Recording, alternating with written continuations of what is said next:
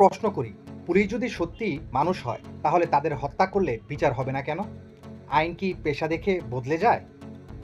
জুলাই আন্দোলনের সময় ভয়াবহ সহিংসতার অভিযোগ উঠেছে। বলা হচ্ছে প্রায় ৩২০০ পুলিশ সদস্য নিহত হয়েছে, শত শত থানা পুড়িয়েছে, ভাঙচুর হয়েছে রাষ্ট্রীয় সম্পদ, অস্ত্র লুট হয়েছে, সাধারণ মানুষও ক্ষতিগ্রস্ত হয়েছে। এমনকি একজন গর্ভবতী পুলিশ নারী কনস্টেবলকে হত্যার ঘটনায় আলোচনায় এসেছে। এগুলো যদি সত্য হয় তাহলে এটা শুধু রাজনৈতিক ইস্যু না, এটা মানবিক ট্রানজিট।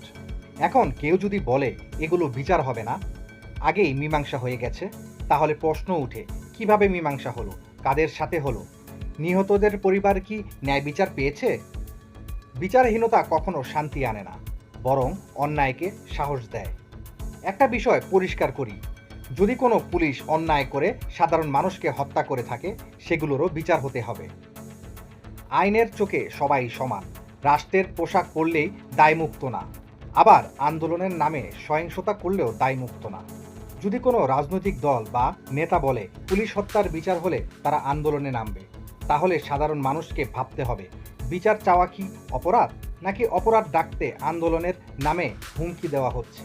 একজন পুলিশও কারো সন্তান, কারো বাবা, কারো স্বামী, তাদের পরিবার আছে, স্বপ্ন আছে। মৃত্যু যদি অন্যায়ভাবে হয়ে থাকে তাহলে বিচার পাওয়ার অধিকার তাদেরও আছে। আমাদের অবস্থান সহজ, যেই অপরাধ করুক বিচার হতেই হবে। রাজনীতি নয়, প্রতিশোধ নয়, ন্যায় বিচার চাই। কারণ বিচার না হলে আগুন একদিন সবার ঘরে পৌঁছায়। ধন্যবাদ।